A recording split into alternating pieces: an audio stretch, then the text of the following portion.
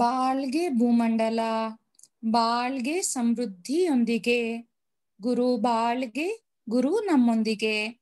ಆತ್ಮೀಯ ಸ್ನೇಹಿತರೆ, ದೈವಿಕ ತಂದೆ ತತ್ವಜ್ಞಾನಿ ಯೋಗಿರಾಜ್ ವೇದಾದ್ರಿ ಮಹರ್ಷಿ ಅವರನ್ನು ವಂದಿಸಿ ನಮಿಸಿ, ದೈವಿಕ ಮಹಾಶಕ್ತಿಯ ಕರುಣೆ ಹಾಗೂ ದೈವಿಕ ತಂದೆ ಗುರು ಯೋಗಿರಾಜ್ ವೇದಾದ್ರಿ ಮಹರ್ಷಿ ಅವರ ಕೃಪೆ ಸದಾ ನಮ್ಮೊಂದಿಗೆ ಇರಲಿ. ಇಡೀ ಜಗತ್ತು ಶಾಂತಿ, ಸಮೃದ್ಧಿ, ಸಂತೋಷವನ್ನು ಆನಂದಿಸಲಿ ಎಂದು ಹಾರೈಸುತ್ತಾ ಈ ಸಂಜೆಯ ಆಧ್ಯಾತ್ಮಿಕ ಅಧಿವೇಶನವನ್ನು ಪ್ರಾರಂಭಿಸೋಣ.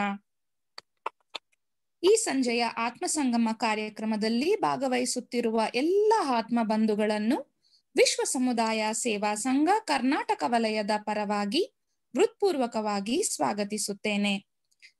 ಸ್ನೇಹಿತರೆ, ನಮ್ಮ ಈ ದಿನದ ಉಪನ್ಯಾಸಕರಾದ ವಿಶ್ವ ಸಮುದಾಯ ಸೇವಾ ಸಂಘದ ಸ್ಕೈ ಪ್ರಾಧ್ಯಾಪಕರಾದ ಸೌಭಾಗ್ಯವತಿ ಮೇಡಮ್ ರವರು ನಮ್ಮೊಂದಿಗೆ ಇರುತ್ತಾರೆ. ಅವರನ್ನು ಪರಿಚಯಿಸಲು ಇಚ್ಛಿಸುತ್ತೇನೆ. ಇವರು MSc ಮತ್ತೆ MA ಅಧ್ಯಯನವನ್ನು ಮುಗಿಸಿದ್ದಾರೆ. ಇವರು 2001ರಲ್ಲಿ ಸ್ಕೈ ಯೋಗಕ್ಕೆ ಸೇರಿಕೊಂಡರು.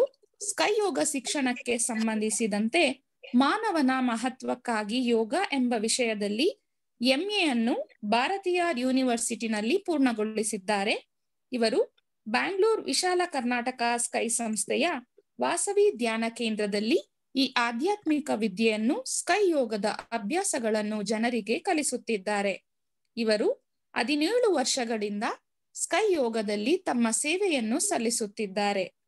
ಸ್ನೇಹಿತರೆ, ಈಗ ವಿಶ್ವ ಸಮುದಾಯ ಸೇವಾ ಸಂಘ ಕರ್ನಾಟಕ ವಲಯದ ಪರವಾಗಿ ಹಾಗೂ ನಿಮ್ಮೆಲ್ಲರ ಪರವಾಗಿ ಸ್ಕೈ ಪ್ರಾಧ್ಯಾಪಕರಾದ ಸೌಭಾಗ್ಯವತಿ ಮೇಡಮ್ ರವರನ್ನು ಈ ಕಾರ್ಯಕ್ರಮಕ್ಕೆ ಸ್ವಾಗತಿಸಿ ಇಂದಿನ ಚಿಂತನೆ ವೇದಾದ್ರಿ ಮಹರ್ಷಿಯವರ ದೃಷ್ಟಿಯಲ್ಲಿ ಕ್ರೀಡೆ, sports on the view of Vethathiri Maharshi ಎಂಬ ಶೀರ್ಷಿಕೆಯ ಬಗ್ಗೆ ಚಿಂತನೆಯನ್ನು ನೀಡುವಂತೆ ವಿನಂತಿಸಿಕೊಳ್ಳುತ್ತೇನೆ. ಬಾಳ್ಗೆ ಸಮೃದ್ಧಿಯೊಂದಿಗೆ ಮೇಡಮ್. ಬಾಳ್ಗೆ ಸಮೃದ್ಧಿಯೊಂದಿಗೆ ಸ್ಟಾರ್ಟ್ ಮಾಡಿ ಮೇಡಮ್. ಬಾಳ್ಗೆ ಭೂಮಂಡಲ, ಬಾಳ್ಗೆ ಭೂಮಂಡಲ, ಬಾಳ್ಗೆ ಸಮೃದ್ಧಿಯೊಂದಿಗೆ, ಗುರು ಬಾಳ್ಗೆ, ಗುರು ನಮ್ಮೊಂದಿಗೆ, ಗುರುವೇ ಹೊಣೆ, ಗುರು ಎಮಗೆ ಆದಿಗಳು ಜ್ಞಾನದಾತ, ಬೆಳಕಿನೆಡೆಗೆ ನಮ್ಮನ್ನು ಒಯ್ಯುವಾತ, ಜ್ಞಾನ ದೀಪ ಹಚ್ಚಿ ಬೆಳಗುವಾತ, ನಿಜವಾಗಿ ಗುರುವೇ ವಂದನೆಗಳು. ಬಾಳ್ಗೆ ಸಮೃದ್ಧಿಯೊಂದಿಗೆ ಈ ಕಾರ್ಯಕ್ರಮದಲ್ಲಿ ನನ್ನ ಚರ್ಚೆಯಲ್ಲಿ ಭಾಗವಹಿಸಲು ಅವಕಾಶ ಮಾಡಿಕೊಟ್ಟ ಪದಾಧಿಕಾರಿಗಳಾದ ಗಣಪತಿ ಸರ್ ಮತ್ತು ವಿಜಯ ಗಣಪತಿ ಮೇಡಮ್ ಅವರು ವಂದನೆಗಳು. ನನ್ನನ್ನು ಈ ಮಟ್ಟಕ್ಕೆ ತಾಯಿ ನನ್ನ ಪತಿಯ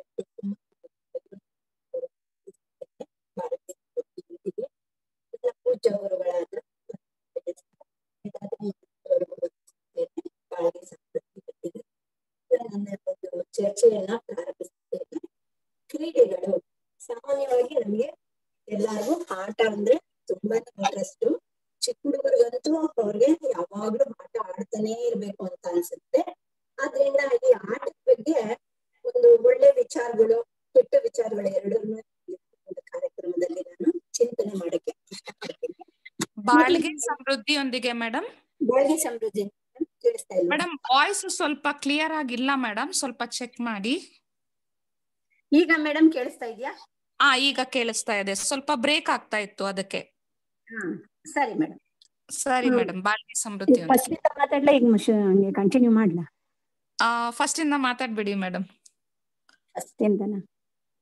ಬಾಳ್ಗೆ ಭೂಮಂಡಲ, ಬಾಳ್ಗೆ ಭೂಮಂಡಲ, ಬಾಳ್ಗೆ ಸಮೃದ್ಧಿಯೊಂದಿಗೆ, ಗುರು ಬಾಳ್ಗೆ, ಗುರು ನಮ್ಮೊಂದಿಗೆ, ಗುರುವೇ ಹೊಣೆ, ಗುರು ಎಮಗೆ ಆಗಿಹನು ಜ್ಞಾನದಾತ, ಬೆಳಕಿನೆಡೆಗೆ ನಮ್ಮನ್ನು ಒಯ್ಯುವಾತ, ಜ್ಞಾನ ದೀಪವ ಹಚ್ಚಿ ಬೆಳಗುವಾತ, ನಿಜವಾಗಿ ಗುರುವೇ ನಮಗೆ ವಿಧಾತ. ಎಲ್ಲ ಯೋಗ ಬಂಧುಗಳನ್ನು ವಂದಿಸುತ್ತೇನೆ. ಬಾಳ್ಗೆ ಸಮೃದ್ಧಿಯೊಂದಿಗೆ ಈ ಕಾರ್ಯಕ್ರಮದಲ್ಲಿ ಭಾಗವಹಿಸಲು ನನ್ನನ್ನು ತಯಾರು ಮಾಡಿದ ನನ್ನ ತಂದೆ ತಾಯಿ, ನನ್ನ ಪತಿ ಅಶೋಕ್ ಕುಮಾರ್, ಮಗ ಮಯೂರ್ ಮಾರ್ತಿನಾಗ್ ಅವರನ್ನು ವಂದಿಸುತ್ತೇನೆ. ಬಾಳ್ಗೆ ಸಮೃದ್ಧಿಯೊಂದಿಗೆ ಈ ಒಂದು ಸಂಸ್ಥೆಯ ಪದಾಧಿಕಾರಿಗಳಾದ ಗಣಪತಿ ಸರ್, ವಿಜಯ ಗಣಪತಿ ಮೇಡಮ್ ಅವರನ್ನು ವಂದಿಸುತ್ತೇನೆ. ಬಾಳ್ಗೆ ಸಮೃದ್ಧಿಯೊಂದಿಗೆ ಮತ್ತೆ ಈ ಕಾರ್ಯಕ್ರಮವನ್ನು ನಡೆಸಿಕೊಡುತ್ತಿರುವ ಪಲ್ಲವಿ ಮೇಡಮ್ ಅವರನ್ನು ವಂದಿಸುತ್ತೇನೆ. ಬಾಳ್ಗೆ ಸಮೃದ್ಧಿಯೊಂದಿಗೆ ನನ್ನನ್ನು ಈ ಮಟ್ಟಕ್ಕೆ ಬೆಳೆಸಿದ ನನ್ನ ಪೂಜ್ಯ ಗುರುಗಳಾದ ಪದ್ಮನಾಭಯ್ಯ ಸರ್ ಮತ್ತು ವೇದಾದ್ರಿ ಮಹರ್ಷಿ ಅವರನ್ನು ವಂದಿಸುತ್ತೇನೆ. ಬಾಳ್ಗೆ ಸಮೃದ್ಧಿಯೊಂದಿಗೆ ಈ ದಿನ ನಾನು ಚರ್ಚಿಸಲು ತೆಗೆದುಕೊಂಡಿರುವ ವಿಷಯ ವೇದಾದ್ರಿ ಮಹರ್ಷಿಯವರ ದೃಷ್ಟಿಯಲ್ಲಿ ಕ್ರೀಡೆಗಳು, ಕ್ರೀಡೆ ಅಂದ್ರೆ ಆಟ, ಸ್ಪೋರ್ಟ್ಸ್. ಸಾಮಾನ್ಯವಾಗಿ ಪ್ರತಿಯೊಬ್ಬರಿಗೂನು ಆಟ ಆಡ್ಬೇಕು ಅನ್ನೋ ಆಸೆ ಇದ್ದೇ ಇರುತ್ತೆ. ಅದು ಚಿಕ್ಕ ಮಕ್ಳಿಗಂತೂ ಅವ್ರಿಗೆ ಊಟ ಬೇಡ, ವಿದ್ಯೆ ಬೇಡ, ಯಾವಾಗ್ಲೂ ಆಟ ಆಡ್ತಾನೆ ಇರ್ಬೇಕು ಅನ್ನೋ ಒಂದು ಆಸಕ್ತಿ ಅವರಲ್ಲಿ ಸಾಮಾನ್ಯವಾಗಿ ಇದ್ದೇ ಇರುತ್ತೆ. ಅದ್ರನ್ನ ನಾವು ಎನ್ಕರೇಜ್ ಕೊಡ್ಬೇಕು, ಬೆಳೆಸ್ಬೇಕು. ಎಷ್ಟರ ಮಟ್ಟಿಗೆ, ಯಾವಾಗ ಅನ್ನೋ ವಿಚಾರನ ನಾವಿಲ್ಲಿ ಚರ್ಚೆ ಮಾಡೋಣ. ಸಾಮಾನ್ಯ ನಾವು ಆಟ ಆಡುವಾಗ ನಾವು ಚಿಂತೆಯಿಂದ, ಸಮಸ್ಯೆಗಳಿಂದ ಹೊರಗಡೆ ಬರ್ತೀವಿ. ನಮ್ಮಲ್ಲಿ ಉತ್ಸಾಹ ತುಂಬುತ್ತೆ, ನಮ್ಮ ಮೆದುಳು ಚುರುಕಾಗುತ್ತೆ, ಮತ್ತೆ ಶಾಂತಿಗೊಳಿಸುತ್ತೆ, ಪುನಶ್ಚೇತನಗೊಳ್ಳುತ್ತೆ ಮೆದುಳು. ಅದಕ್ಕೋಸ್ಕರ ನಾವು ಆಟನ ಬಿಡಬಾರ್ದು. ಆಟ ಚಿಕ್ಕ ಮಕ್ಕಳಿಗೆ ನಾವು ಆಡಿಸ್ಲೇಬೇಕು. ಮತ್ತೆ ಇದು ನಮ್ಗೆ ಆಟ ಒಂಥರ ಮನಸ್ಸಿಗೆ ಮನೋರಂಜನೆನೂ ಕೊಡುತ್ತೆ, ದೈಹಿಕಕ್ಕೆ ವ್ಯಾಯಾಮನೂ ಕೊಡುತ್ತೆ, ಮತ್ತೆ ಆರೋಗ್ಯನೂ ಕೊಡುತ್ತೆ. ನಮ್ಗೆ ಯಾವ್ಯಾವ ರೀತಿ ಆಟ ಇಡ್ಬೇಕಪ್ಪ ಅಂದ್ರೆ, ಕ್ಲೈಂಬಿಂಗ್ ಎಕ್ಕುವುದು, ಹೈ ಜಂಪ್ ಎಗರುವುದು, ಬ್ಲೆಂಡಿಂಗ್ ಬಗ್ಗುವುದು, ಸ್ವಿಮ್ಮಿಂಗ್ ಈಜುವುದು, ರನ್ನಿಂಗ್ ಓಡುವುದು, ಥ್ರೋಯಿಂಗ್ ಎಸೆಯುವುದು, ವೆಯ್ಟ್ ಲಿಫ್ಟಿಂಗ್ ಭಾರ ಎತ್ತುವುದು, ಲಾಂಗ್ ಜಂಪ್ ದೂರ ಜಿಗಿಯುವುದು. ಈ ತರ ಬಗೆಗಳಲ್ಲಿ ನಾವು ಆಟಗಳನ್ನ ಆಡಿದಾಗ ನಮ್ಮ ದೇಹಕ್ಕೆ ಒಳ್ಳೆ ರೀತಿಯ ವ್ಯಾಯಾಮ ಸಿಗುತ್ತೆ. ಎಲ್ಲ ಅಂಗಗಳಿಗೂ ನಮ್ಗೆ ವ್ಯಾಯಾಮ ಸಿಗೋದ್ರಿಂದ ನಮ್ ದೇಹ ಆರೋಗ್ಯವಾಗಿ ಚೆನ್ನಾಗಿರುತ್ತೆ. ಯಾವಾಗ ದೇಹ ಆರೋಗ್ಯವಾಗಿ ಚೆನ್ನಾಗಿರುತ್ತೋ ಹಾಗೆ ಮನಸ್ಸು ಚೆನ್ನಾಗಿರುತ್ತೆ. ಸೌಂಡ್ ಬಾಡಿ ಸೌಂಡ್ ಮೈಂಡ್ ಅಂತ ಕರೀತಾರೆ. ಆದ್ರಿಂದ ನಾವು ಯಾವಾಗೂ ದೇಹನ ಆರೋಗ್ಯವಾಗಿ ಇಟ್ಕೊಳ್ಬೇಕಂದ್ರೆ ಕ್ರೀಡೆಯನ್ನ ನಾವು ಆಟಗಳನ್ನ ಆಡ್ತಾ ಇರ್ಬೇಕು. ಇದು ಮನುಷ್ಯನಿಗೆ ಸಹಜ ಗುಣ, ಹುಟ್ಟಿನಿಂದನೇ ಅವನಿಗೆ ಬಂದಿದೆ, ಹೊಸದಾಗಿದೇನು ನಮ್ಗೆ ಸೇರ್ಕೊಂಡಿಲ್ಲ. ನಾವು ಆದಿ ಮಾನವರನ್ನ ಯೋಚನೆ ಮಾಡಿದಾಗ ಕಾಡು ಮನುಷ್ಯರಿಂದನೇ ಈ ಕ್ರೀಡೆ ಶುರುವಾಗಿದೆ.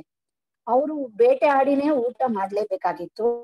ಆಗ ಬೇಟೆ ಆಡ್ತಾ ಇರೋವಾಗೇನೆ ಅವ್ರಿಗೇನ್ ಮಾಡ್ತು, ಈ ಒಂದು ಆಟದ ಪ್ರವೃತ್ತಿ ಬೆಳೆಯಕ್ಕೆ ಶುರುವಾಯ್ತು. ನಾನ್ ಆ ಹುಲಿ ನೋಡಿತೀನಿ, ನೀನ್ ಈ ಸಿಂಹ ನೋಡಿ, ಆತರ ಒಬ್ರಿಗೊಬ್ರಿಗೆ ಸ್ಪರ್ಧೆಗಳು ಹಾಕೊಂಡು ಬೇಟೆ ಆಡಕ್ಕೆ ಶುರು ಮಾಡಿದ್ರು. ಆವಾಗ ಅದೇ ಆಟ ಆಗಿ ವೆರೈಟಿ ವಿಧ ವಿಧ ಆಟಗಳು ನಮ್ಗೆ ಪರಿಚಯ ಆಗ್ತಾ ಶುರುವಾಯ್ತು. ಈ ಆಟ ಆಡ್ತಾ ಬೇಟೆಗಾರಲ್ಲಿ ಏನು ಜನಗಳಲ್ಲಿ ಒಂದು ಗುಣ ಬೆಳೀತು ಅಂದ್ರೆ, ಒಂದು ಹೆಣ್ಮಗುಗೆ ತನ್ನ ಗಂಡ ಹುಲಿ ಬೇಟೆ ಆಡಿದ್ರೆ ಎಲ್ಲಾರ್ಗು ಹೇಳ್ಕೊಳ್ಬೇಕು ಅಂತ ಅವಳಿಗೆ ತುಂಬಾ ಖುಷಿ ಇರುತ್ತೆ, ಇಷ್ಟ ಇರುತ್ತೆ. ಆದ್ರಿಂದ ಆಕೆ ಏನ್ ಮಾಡ್ತಾಳೆ, ಎಷ್ಟು ಜನಕ್ಕೆ ಅಂತ ಹೇಳ್ಕೊಳಕ್ ಆಗುತ್ತೆ ನನ್ ಗಂಡ ಹುಲಿನ ಬೇಟೆ ಆಡೋ ಶೂರ ಅಂತ. ಅದಕ್ಕೆ ಆಕೆ ಏನ್ ಮಾಡ್ತಾ ಇದ್ಲು, ಅವ್ನ್ ಬೇಟೆ ಆಡಿ ತಂದಿರೋ ಪ್ರಾಣಿಯ ಹುಲಿಯ ಉಗುರೋ ಮತ್ತೆ ಯಾವ್ದೋ ಒಂದು ಸಣ್ಣ ಚೆನ್ನಾಗಿರೋ ಮೂಳೆನೋ ತನ್ನ ಕತ್ತಿಗೆ ಕಟ್ಕೊಳ್ತಾ ಇದ್ಲು. ಏನಿದ್ರು ಅಂದ್ರೆ ನೋಡೋರೆಲ್ಲಾನು ನನ್ ಗಂಡ ಇಂತ ಒಂದು ಪ್ರಾಣಿಯ ಬೇಟೆ ಆಡಿರೋಷ್ಟು ಶೂರ ಅಂತ ತಿಳ್ಕೊಳ್ಳಿ ಅಂತ ಅವಳ ಭಾವನೆ ಇತ್ತು. ಬರ್ತಾ ಬರ್ತಾ ಬರ್ತಾ ಏನಾಯ್ತು, ಅದೇ ತಾಳಿಯಾಗಿ ಬದಲಾಗೋಯ್ತು. ಅನಾಗರಿಕರು ಆತರ ಮೂಳೆ ಎಲ್ಲ ಕಟ್ಕೊಳ್ತಾರೆ. ಅದನ್ನ ನಾವು ನಾಗರಿಕತೆಗೆ ಬಂದ್ಮೇಲೆ ಅದನ್ನ ತಾಳಿಯಾಗಿ ನಾವು ಬದಲಾಯಿಸ್ಕೊಂಡಿದೀವಿ ಅನ್ನೋದು ಈ ಕ್ರೀಡೆ ಮೂಲಕನೇ ನಾವು ತಿಳ್ಕೊಬಹುದು. ಈ ಕ್ರೀಡೆ ಎಷ್ಟು ಹಿಂದೆಯಿಂದ ನಾವು ಗುರುತಿಸ್ಬೋದು ಅಂದ್ರೆ, ರಾಮಾಯಣ ಮಹಾಭಾರತದ ಕಾಲದಲ್ಲೂ ಈ ಕ್ರೀಡೆ ಇತ್ತು ಅಂತ ಗುರುತಿಸ್ಬೋದು. ಮಹಾಭಾರತ ನಡೆದಿದ್ದೇ ಈ ಕ್ರೀಡೆಯಿಂದ. ಒಂದು ಅಣ್ಣ ತಮ್ಮದಿರಿಬ್ರು, ಕೌರವ ಪಾಂಡವರಿಬ್ರುನು ಒಂದು ಮನರಂಜನೆಗಾಗಿ ಆಟ ಆಡ್ತಾ ಇರ್ಬೇಕಾದ್ರೆ ಪ್ರತಿಯೊಂದು ಆಟಕ್ಕೂ ಒಂದು ಬೆಟ್ಸ್ ಏನನ್ನ ಕಟ್ಲೇಬೇಕಲ್ಲ. ಅದೇ ರೀತಿ ಅವ್ರು ಯಾವ ರೀತಿ ಕಟ್ಟಿದ್ರು ಅಂದ್ರೆ, 12 ವರ್ಷ ವನವಾಸ, 1 ವರ್ಷ ಅಜ್ಞಾತವಾಸ. ಅಜ್ಞಾತವಾಸದಲ್ಲಿ ಏನನ್ನ ಅವ್ರು ಸಿಕ್ಕಾಕೊಂಡ್ಬಿಟ್ರೆ ಪುನಃ 12 ವರ್ಷ ವನವಾಸ, 1 ವರ್ಷ ಅಜ್ಞಾತವಾಸ ಮಾಡ್ಬೇಕು ಅನ್ನೋ ರೀತಿ ಅವರು ಪಂದ್ಯ ಕಟ್ಕೊಂಡು ಆಟ ಶುರು ಮಾಡ್ತಾರೆ. ಮೋಸದಿಂದ ಪಾಂಡವರು ಸೋತೋಗ್ಬಿಡ್ತಾರೆ, ಕೌರವರು ಗೆದ್ಬಿಡ್ತಾರೆ. ಅದೇನೆ ಮಹಾಭಾರತ ಆಗಿ ನಡೆದಿದ್ದು. ಅವಾಗಿಂದನೇ ಆ ಕ್ರೀಡೆ ಇದೆ. ರಾಮಾಯಣದಲ್ಲಿ ತಗೊಂಡ್ರೆ, ಆ ಕಾಲದಲ್ಲಿ ಒಂದು ಹೆಣ್ಣನ್ನ ಮದ್ವೆ ಆಗ್ಬೇಕಂದ್ರೆ ಆ ಹೆಣ್ಣು ಕೆಲವು ಪಂದ್ಯಗಳನ್ನ ಇಡ್ತಾ ಇದ್ರು. ಅದ್ರಲ್ಲಿ ಸ್ಪರ್ಧೆಯಲ್ಲಿ ಯಾರು ಗೆಲ್ತಾರೋ ಆ ರಾಜ್ಯನಿಗೆ ಮಾಲೆ ಹಾಕ್ತಾ ಇದ್ರು. ಆ ರೀತಿ ನಡೀತಾ ಇರೋ ಸಂದರ್ಭದಲ್ಲಿ ರಾಮ ಒಂದು ಬಿಲ್ಲನ್ನ ಕಟ್ಟಿ ಗೆದ್ದು ಸೀತೆನ ಮದ್ವೆ ಆಗಿದ್ದಾನೆ. ಆ ಕಾಲದಿಂದ ನಾವು ಈ ಕ್ರೀಡೆನ ಗುರುತಿಸ್ಕೊಂಡ್ ಬರ್ತಾ ಇದ್ವಿ. ರಾಜರ ಕಾಲದಲ್ಲಿ ಎಂತ ಕ್ರೀಡೆಗಳಿತ್ತಪ್ಪ ಅಂದ್ರೆ, ಕುಸ್ತಿ ಮಾಡೋದು, ಒಬ್ರನ್ನೊಬ್ರು ಗುದ್ದಾಡೋದು, ಕುದುರೆ ಸವಾರಿ, ಮತ್ತೆ ಆನೆ ಸವಾರಿ, ರಥಗಳನ್ನ ಸ್ಪೀಡಾಗಿ ಓಡಿಸೋದು, ಚದುರಂಗ, ಈ ವೆರೈಟಿ ಕ್ರೀಡೆಗಳು ಆ ರಾಜರ ಕಾಲದಲ್ಲಿ ನಮ್ಗೆ ಸಿಗ್ತವೆ. ಹಾಗೆ ಮುಂದುವರ್ಕೊಳ್ತಾ ಬಂತ ಈ ಕ್ರೀಡೆಗಳನ್ನ ನಾವು ಶಿಕ್ಷಣ ಕ್ಷೇತ್ರದಲ್ಲೂ ಕಾಣ್ಬೋದು. ಯಾಕೆ ಅಂದ್ರೆ ಈ ಆಟ ಆಡೋದ್ರಿಂದ ಯಾಕೆ ಹುರಿದುಂಬಿಸ್ತೀವಿ ಅಂದ್ರೆ, ಈ ಆಟ ಆಡೋದ್ರಿಂದ ನಮ್ಗೆ ಒಂದ್ ದೃಢತೆ, ಕಾನ್ಫಿಡೆನ್ಸ್ ಬರುತ್ತೆ, ಶಕ್ತಿ ಬರುತ್ತೆ, ಧೈರ್ಯ ಬರುತ್ತೆ, ದೃಢ ಸಂಕಲ್ಪ ಬರುತ್ತೆ. ನಾನು ಇದ್ ಆಡ್ತೀನಿ, ಇದ್ ನಾನು ಗೆದ್ದೇ ಗೆಲ್ತೀನಿ ಅನ್ನೋ ಒಂದು ಕಾನ್ಫಿಡೆನ್ಸ್ ಯಾವಾಗ ನಮ್ಮಲ್ಲಿ ಬರುತ್ತೋ ನಾವು ಆಟನ ಚೆನ್ನಾಗಿ ಆಡಕ್ಕೆ ಸಾಧ್ಯ ಆಗುತ್ತೆ.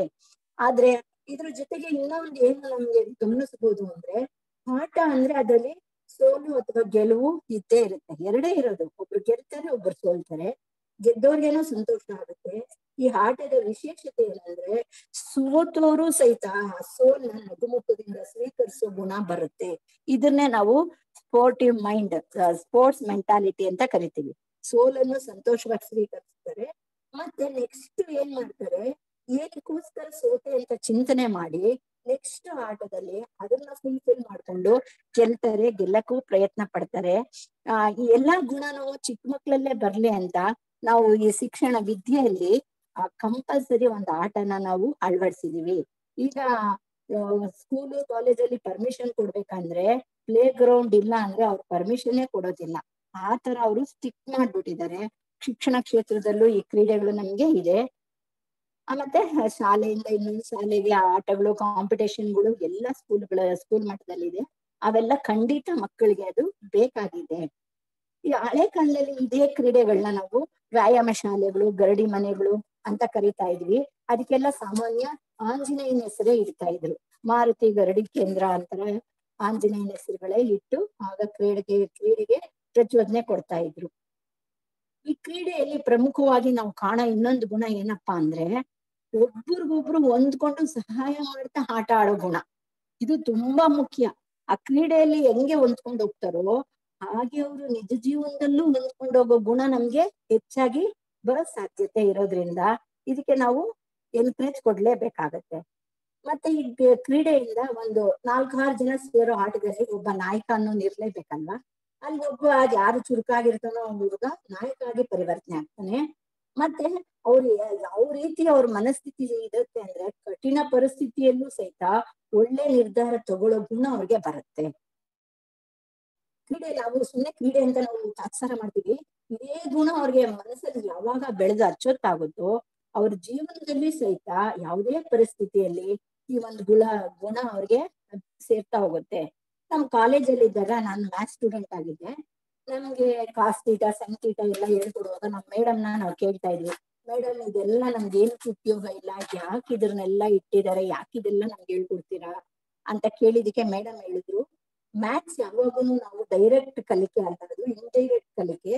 ಯಾವಾಗ ಈ ಕ್ಯಾಲ್ಕುಲೇಷನ್ ಮಾಡ್ಬೇಕು, ಗೊತ್ತಿಲ್ದಿರನ್ನ ಕಂಡುಹಿಡಿಬೇಕು ಅನ್ನೋದೆಲ್ಲ ನೀವು ಪ್ರಯತ್ನ ಪಟ್ಟು ಪ್ರಾಕ್ಟೀಸ್ ಮಾಡ್ತಿರಲ್ಲ, ಅದೇ ನಿಮ್ ಜೀವನದಲ್ಲಿ ಪ್ರಾಕ್ಟೀಸ್ ನಿಮ್ಗೆ ಇಂಡೈರೆಕ್ಟ್ ಆಗಿ ಸಹಾಯ ಮಾಡ್ಕೊಡುತ್ತೆ ಅಂತ ನಮ್ ಮೇಡಮ್ ಹೇಳಿದ್ದು. ನಾನೀಗ ಈಗ್ಲೂ ಸಹಿತ ನೆನೆಸ್ಕೊಳ್ತೀನಿ. ನಾನು ಯಾವುದೇ ಕೆಲಸ ಮಾಡ್ಬೇಕಾದ್ರು ಅದೇ ಸಿಸ್ಟಮ್ಯಾಟಿಕ್ ಆಗಿ ಮಾಡೋದ್ರಿಂದ ಕೆಲವರು ನನ್ನ ಗುರುತಿಸಿ ಕೇಳ್ತಾರೆ, ನೀನ್ ಮ್ಯಾಥ್ಸ್ ಸ್ಟೂಡೆಂಟಾ ಅಂತ. ಆ ರೀತಿ ನಾವು ಅಚ್ಚುಕಟ್ಟುತನನ, ಈ ಒಂದು ಕಲೆನ ನಾವು ಮ್ಯಾಥ್ಸ್ ಇಂದನೂ ಕಲಿಬಹುದು, ಈ ಆಟದಿಂದನೂ ಕಲಿಬಹುದು. ಇದೇ ರೀತಿ ಸೋತಾಗ ನಾವು ಅದೇ ಸೋತು ಸುಮ್ಮನೆ ಇರೋದಿಲ್ಲ, ಗೆಲುವಿಗೆ ಮೆಟ್ಟಿಲಾಗಿ ಬಳಸ್ಕೊಂಡು ಮುಂದೆ ಏನೇನು ಕುಂದು ಕೊರತೆಗಳಿದೆ ಅದನ್ನೆಲ್ಲ ಫುಲ್ಫಿಲ್ ಮಾಡ್ಕೊಂಡು ಪುನಃ ಗೆಲ್ಲೋ ಒಂದು ಅವಕಾಶನೂ ಇರುತ್ತೆ. ಗೆಲ್ತೀವಿ ಕೆಲವು ಸಲ. ಸೋತವರೆಲ್ಲ ಸೋತೆ ಹೋಗೋದಿಲ್ಲ, ಗೆದ್ದವರೆಲ್ಲನೂ ಸೋತಾರೆ, ಸೋತವರು ಗೆಲ್ತಾರೆ. ಆತರ ಎರಡು ರೀತಿನೂ ಆಟದಲ್ಲಿ ನಡೀತಾ ಇರುತ್ತೆ. ಇದರಲ್ಲಿ ವಿಶೇಷ ಏನು ಅಂದ್ರೆ, ಕೆಲವು ಸ್ಪೋರ್ಟ್ಸ್ ಅಲ್ಲಿ ಉನ್ನತ ಪದವಿ ಪಡೆದಿರೋರು, ಸ್ಥಾನ ಪಡೆದಿರೋರು, ಸಂಪಾದನೆ ಮಾಡಿರೋರು ವಾಪಸ್ ಸಮಾಜಕ್ಕೆ ವಿದ್ಯೆಗೋಸ್ಕರ ಕೊಡುಗೆಯಾಗಿ ಕೊಟ್ಟಿದ್ದಾರೆ. ಅದರಲ್ಲಿ ಸಚಿನ್ ಅವನು ಮುಂಬೈಯಲ್ಲಿ ಎಜುಕೇಶನ್ಗೆ ಬಂದು ಸಂಪಾದನೆ ಮಾಡಿರೋದ್ರಲ್ಲಿ ಪ್ರಮುಖವಾಗಿ ಅವನು ದಾನ ಮಾಡ್ತಾ ಇದ್ದಾನೆ. ಅದೇ ರೀತಿ PT ಉಷಾ ಒಲಿಂಪಿಕ್ ಅಲ್ಲಿ ರನ್ನಿಂಗ್ ರೇಸ್ ಅಲ್ಲಿ ಗೆದ್ದಿರೋ ಒಂದು ಮಹಿಳೆ. ಇತ್ತೀಚಿನ ನ್ಯೂಸ್ ಅಲ್ಲಿ ನೋಡಿದೆ, ಆಕೆ ಸಹಿತ ವಿದ್ಯೆಗೋಸ್ಕರ ತುಂಬಾ ಅವಳ ಸಂಪಾದಿಸಿದ ಹಣನ ಖರ್ಚು ಮಾಡ್ತಾ ಇದ್ದಾರೆ. ಇದೇ ತರ ಕೆಲವು ಸ್ಪೋರ್ಟ್ಸ್ ಮ್ಯಾನ್ಗಳು ಬೇರೆ ಬೇರೆಯವ್ರಿಗೆಲ್ಲಾನು ಸಹಾಯ ಮಾಡ್ತಾ ಇರೋದನ್ನ ನಾವು ಗುರುತಿಸ್ತಾ ಇದ್ದೀವಿ. ಈ ಕ್ರೀಡೆಗಳಲ್ಲಿ ಎರಡು ವಿಧದ ಕ್ರೀಡೆಗಳಿದೆ. ಒಂದು ಒಳಗಡೆನೆ ಆಡೋ ಆಟಗಳು, ಇನ್ನೊಂದು ಹೊರಗಡೆ ಆಡೋ ಆಟಗಳು ಅಂತ ಕರಿತೀವಿ. ಒಳಗಡೆನೆ ಆಡೋ ಆಟಗಳು ಅಂದ್ರೆ ಒಂದು 4 ಗೋಡೆ ಮಧ್ಯ ಅಂತ ಹೇಳಿ ಸೇಫ್ ಆಗಿ ಬಿಸಿಲು ಮಳೆ ಗಾಳಿಗೆ ಏನು ತೊಂದರೆ ಆಗ್ದಿರಾ ಆಡೋ ಆಟ ಅಂತ ಅನ್ಕೊಳ್ಳಿ. ಆ ಆಟಗಳು ಯಾವ್ಯಾವ ಅಂದ್ರೆ ಕೇರಮ್, ಚೆಸ್ಸು, ಡೈಸ್ ಅಂದ್ರೆ ಚದುರಂಗ, ಚೌಕಾಬಾರ, ಕವಡೆ ಆಟ, ಅಚ್ಚುಕಲ್ಲು, ಈ ತರ ಸ್ವಿಮ್ಮಿಂಗು, ಇಂಡೋರ್ ಗೇಮ್ಸ್ ಸಿಕ್ಕಾಪಟ್ಟೆ ಇದೆ. ಇದೆಲ್ಲ ನಾವು ಒಳಗಡೆ ಆಡುವ ಆಟಗಳು ಅಂತ ಕರಿತೀವಿ. ಈ ಒಳಗಡೆ ಆಟ ಆಡೋದ್ರಲ್ಲಿ ನಾವು ಈ ಖರ್ಚೇನು ಇರ್ತಾ ಇರ್ಲಿಲ್ಲ. ಒಂದ್ ಚೌಕಾಬಾರ ಆಡೋದಿಕ್ಕಾಗ್ಲಿ, ಒಂದು ಈ ಯಾವುದೇ ಆಡಕ್ಕಾಗ್ಲಿ ಹೆಚ್ಚು ಜಾಸ್ತಿ ನಾವು ದುಡ್ಡು ವ್ಯಯ ಮಾಡ್ಬೇಕಾಗಿರ್ಲಿಲ್ಲ. ಇವಾಗಂತೂ ಸ್ಪೋರ್ಟ್ಸ್ಗೆ ಸಿಕ್ಕಾಪಟ್ಟೆ ದುಡ್ಡು ಖರ್ಚಾಗುತ್ತೆ. ಕೋಚರ್ಗೆ ದುಡ್ಡು ಕೊಡ್ಬೇಕು, ಆಗ ಸಾಮಾನುಗಳೆಲ್ಲ ನಾವು ಕಿಟ್ ಎಲ್ಲ ತಗೋಬೇಕು, ಆಟ ಸಾಮಾನುಗಳೆಲ್ಲ ತಗೋಬೇಕು, ತುಂಬಾನೇ ಖರ್ಚಾಗತ್ತೆ. ಈ ಆಗ ಅಷ್ಟು ಖರ್ಚಾಗ್ತಾ ಇರ್ಲಿಲ್ಲ. ನಮ್ಮ ಮನೆಗಿರೋ ಒಂದು ವಸ್ತುಗಳಲ್ಲೇನೆ ನಾವು ಈ ಚೌಕಾಬಾರ ಅನ್ನೋದಂತೂ ಗ್ರಾಮೀಣ ಮಹಿಳೆಯರು ಈಗ್ಲೂ ಸಹಿತ ಬಿಡುವೇಳೆಯಲ್ಲಿ ಆಡ್ತಾ ಇರ್ತಾರೆ. ತುಂಬಾ ಒಂದು ಬುದ್ಧಿನೂ ಬೆಳೆಯುತ್ತೆ, ನಮ್ಗೆ ಮನರಂಜನೆನೂ ಸಿಗುತ್ತೆ, ಸಂತೋಷನೂ ಸಿಗುತ್ತೆ. ಈ ತರ ಒಂದು ಟ್ಯಾಲೆಂಟ್ ಅಂತ ಹೇಳ್ತೀವಿ, ಅದು ಸಹಿತ ನಾವು ಎಲ್ಲ ಆಡಿರೋ ಆಟಗಳನ್ನೇ ಇವೆಲ್ಲ ಕೆಲವು ಸಿಗುತ್ತೆ. ಇದನ್ನ ನಾವು ಒಳಗಡೆ ಆಡೋ ಆಟ ಅಂತ ಕರಿತೀವಿ. ಆಚೆ ಆಡೋ ಆಟಗಳಲ್ಲಿ ನಾವು ಸಣ್ಣದಾಗಿ ಗುರ್ತಿಸ್ಬೇಕಂದ್ರೆ ಲಗೋರಿ, ಚಿನ್ನಿ ದಾಂಡ್ಲು, ಜೋಡಿ ಕಟ್ಟೋ ಆಟ, ಆಮೇಲೆ ಜೂಟಾಟ, ಇದೆಲ್ಲ ಆಡ್ತೀವಲ್ಲ. ಈಗ ಈ ಆಟಗಳೇ ಮರೆಯಾಗೋಗ್ಬಿಟ್ಟಿದೆ. ಯಾಕೆಂದ್ರೆ ಬೀದಿಯಲ್ಲಿ ಏನನ್ನ ಆಟ ಆಡಿದ್ರೆ ನಮ್ಮ ಮಕ್ಕಳಿಗೆ ಕಾಯಿಲೆ ಬಂದ್ಬಿಡುತ್ತೆ ಅಂದ್ಬಿಟ್ಟು ಎಷ್ಟೋ ಜನ ಮಕ್ಕಳನ್ನ ಆಚೆ ಆಡೋದಿಕ್ಕೆ ಬಿಡೋದಿಲ್ಲ, ಬೀದಿಯಲ್ಲಿ ಆಡೋದಿಕ್ಕೆ ಬಿಡೋದಿಲ್ಲ. ಇದು ಖಂಡಿತ ತಪ್ಪು. ನಾನು ಹೇಳ್ಬೇಕಂದ್ರೆ ಸ್ನೇಹಿತರೆ, ಯಾಕೆ ಅಂದ್ರೆ ಬೀದಿಯಲ್ಲಿ ಆಟ ಆಡಿದ್ರೆ ನಿಜಕ್ಕೂ ಅಂದ್ರೆ ಕ್ಲೀನ್ ಆಗಿರೋ ಜಾಗದಲ್ಲಿ, ತೀರಾ ಕೊಳಕಾಗಿರೋ ಜಾಗದಲ್ಲಿ ಬೇಡ.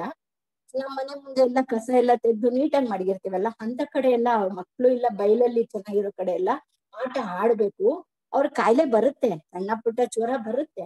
ಆವಾಗ ಜ್ವರ ಬಂದ್ ಏನಾಗುತ್ತೆ, ಅವ್ರ ಬಾಡಿಯಲ್ಲಿ ಇಮ್ಯುನಿಟಿ ಪವರ್ ಜಾಸ್ತಿ ಆಗತ್ತೆ. ಸೊ ಇಮ್ಯುನಿಟಿ ಪವರ್ ಜಾಸ್ತಿ ಆಗ್ತಾ ಆಗ್ತಾ ಅವ್ರ ಸಣ್ಣ ಧೂಳುಗಳಿಗೆ, ತೊಂದರೆಗಳಿಗೆ ಅವ್ರ ಬಾಡಿ ಫಿಟ್ ಆಗ್ಬಿಡುತ್ತೆ, ಬೆಳೀತಾ ಬೆಳೀತಾ ಫಿಟ್ ಆಗ್ಬಿಡುತ್ತೆ. ಆಮೇಲೆ ಅವ್ರಿಗೆ ಇದು ಯಾವ ತೊಂದರೆನೂ ಇರಲ್ಲ, ಚೆನ್ನಾಗ್ ಆಡ್ತಾರೆ.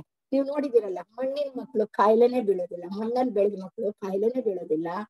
ಎಸಿ ರೂಮಲ್ಲಿ ಬೆಳೆದಿರೋ ಮಕ್ಕಳಿಗೆ ತುಂಬಾನೇ ಕಾಯಿಲೆ ಬರುತ್ತೆ. ಅವ್ರು ಯಾವ್ದನ್ನು ತಡೆಯೋ ಅವ್ರ ಬಾಡಿ ಶಕ್ತಿ ಅವ್ರಿಗೆ ಇರೋದೇ ಇಲ್ಲ. ಅವ್ರ ಬಾಡಿಯಲ್ಲಿ ಇದನ್ನೆಲ್ಲ ಪ್ರಕೃತಿ ವಿಕೋಪಗಳನ್ನ ತಡೆಯೋ ಶಕ್ತಿನೇ ಇರೋದಿಲ್ಲ. ಕೆಲವ್ರಿಗೆ ನಾವು ಗಮನಿಸಿದೀವಿ, ಚರ್ಮ ಹಾಳಾಗುತ್ತೆ ಅಂತ ಸೂರ್ಯನ ಬಿಸಿಲಿಗೆ ಬರೋದಿಲ್ಲ, ಯಾವಾಗ ಚರ್ಮ ಮುಚ್ಕೊಂಡೇ ಇರ್ತಾರೆ. ಸೂರ್ಯನ ಬೆಳಕು ನಮ್ಮ ಮೈ ಬೀಳ್ದಾಗಿದ್ರೆ ನಮ್ ದೇಹ ಗಟ್ಟಿ ಆಗೋದು ಹೇಗೆ? ನಮ್ ಬೆನ್ಮೂಳೆ ಗಟ್ಟಿ ಆಗೋದು ಹೇಗೆ? ಬೆನ್ಮೂಳೆ ಯಾವಾಗ ಸ್ಟ್ರಾಂಗ್ ಆಗಿ ಗಟ್ಟಿ ಆಗುತ್ತೋ ಅದ್ ನಮ್ ದೇಹದ ಪಿಲ್ಲರ್ ತರ ಬೆನ್ಮೂಳೆ, ಅವಾಗ ಇಡೀ ಬಾಡಿ ನಮ್ಗೆ ಚೆನ್ನಾಗೇ ಇರುತ್ತೆ. ಅದಕ್ಕೋಸ್ಕರ ನಾವು ಪ್ರಕೃತಿ ಜೊತೆಗೆ ಈ ಆಟಗಳನ್ನೆಲ್ಲ ಆಡ್ಬೇಕು. ಅದೆಲ್ಲ ನಮ್ಮ ದೇಹದ ಮೇಲೆ ಪ್ರಭಾವ ಬೀರ್ಬೇಕು. ನಾವೇ ನೋಡ್ಕೊಂಡು ಮಕ್ಕಳನ್ನ ಎಲ್ಲರ ಜೊತೆಗೆ ಆಡೋ ಒಂದು ಮನಸ್ಥಿತಿನ ನಾವು ಮಕ್ಕಳಲ್ಲಿ ಬೆಳೆಸ್ಲೇಬೇಕು. ಇನ್ ಕೆಲವ್ರು ಏನ್ ಮಾಡ್ತಾರೆ, ಆಚೆ ಎಲ್ಲ ನಾವ್ ಮಕ್ಕಳು ಆಡೋದ್ ಬೇಡ ಅಂದ್ಬಿಟ್ಟು ಮನೆ ಒಳಗಡೆನೆ ಆಟ ಆಡ್ಲಿ ಅಂತ ಅವ್ರಿಗೆ ವಿಡಿಯೋ ಗೇಮ್, ಫೋನ್ ಅಲ್ಲಿ ಗೇಮ್ಸ್ಗಳು, ಅವ್ರಿಗೆ ಗೇಮ್ಸ್, ವೆರೈಟಿ ಗೇಮ್ಸ್ ಎಲ್ಲ ಮನೆಗೆ ಕೊಟ್ಬಿಡ್ತಾರೆ. ಇದರಿಂದ ನಾವೇನು ತಿಳಿತೀವಿ ಅಂದ್ರೆ, ಅವ್ರ ಮನೆಗೆ ಆಡೋದ್ರಿಂದ ಬೇರೆಯವ್ರ ಜೊತೆ ಬೆರೆಯೋದಿಲ್ಲ, ಯಾವ್ದೋ ಒಂದು ಅಲ್ಲಿ ಕಷ್ಟ ಪರಿಸ್ಥಿತಿಯಲ್ಲಿ ನಿರ್ಣಯ ತಗೊಳ್ಳೋ ಗುಣ ಅವ್ರಿಗೇನು ಇರೋದಿಲ್ಲ. ಸೊ ಮನೆಯವ್ರಿಗಾಗ್ಲಿ ಬೇರೆಯವ್ರಿಗಾಗ್ಲಿ ಏನೇ ತೊಂದರೆ ಆಗ್ತಾ ಇದ್ರು ಆ ಮಕ್ಕಳ ಮೇಲೆ, ಮನಸ್ಸಿನ ಮೇಲೆ ಯಾವ ಪ್ರಭಾವನೂ ಬೀರೋದಿಲ್ಲ, ಸುಮ್ಮನೆ ಇರ್ತಾರೆ. ಅವ್ರಿಗಾಗಿದ್ಯಾ, ಅವ್ರು ಮಾಡ್ಕೊಳ್ತಾರೆ. ಅವ್ರು ಯಾಕೆಂದ್ರೆ ಅವ್ರ ಆಟ ಆಡಿ ಆತರ ಅಭ್ಯಾಸ ಆಗ್ಬಿಟ್ಟು ಅವ್ರ ಮನಸ್ಥಿತಿ ತಕ್ಷಣ ಇನ್ನೊಬ್ರಿಗೆ ಸಹಾಯ ಮಾಡ್ಬೇಕು ಅನ್ನೋ ಬುದ್ಧಿ ಅವ್ರಿಗೆ ಬರೋದೇ ಇಲ್ಲ. ಮತ್ತೆ ಸಹಾಯ ಮಾಡೋ ಗುಣನೂ ಅವರಲ್ಲಿ ಬೆಳೆಯೋದಿಲ್ಲ. ಮತ್ತೆ ಈ ಫೋನ್ಗಳಿಂದ ಬರೋ ರೇಸ್ಗಳೆಲ್ಲ ಅವ್ರ ಮೆದುಳು ಮೇಲೆ ಕೆಟ್ಟ ಪರಿಣಾಮ ಬೀರುತ್ತೆ, ವೀಕ್ ಆಗ್ತಾ ಹೋಗ್ತಾರೆ, ಅಡಿಕ್ಷನ್ ಕ್ವಾಲಿಟಿ ಬಂದ್ಬಿಡುತ್ತೆ, ಸದಾ ಫೋನ್ ಇರ್ಲೇಬೇಕು ಅಂತ. ನಾವ್ ಈ ನಡುವೆ ಯೂಟ್ಯೂಬ್ಗಳಲ್ಲೆಲ್ಲ ನೋಡಿದೀವಲ್ಲ, ಚಿಕ್ಕ ಮಕ್ಕಳಿಗೆ ಫೋನ್ ಕೊಟ್ಟು ಆ ಮಕ್ಕಳಿಗೆ ಫೋನ್ ಕೊಡ್ಲಿಲ್ಲ ಅಂದ್ರೆ ತುಂಬಾ ಹಠ ಮಾಡ್ತಾರೆ, ಗಲಾಟೆ ಮಾಡ್ತಾರೆ. ಸೊ ಅವ್ರು ಗಲಾಟೆ ಮಾಡ್ತಾರೆ ಅಂತ ತಿರ್ಗಿ ಅವ್ರು ಫೋನ್ ಕೊಟ್ಬಿಡ್ತಾರೆ.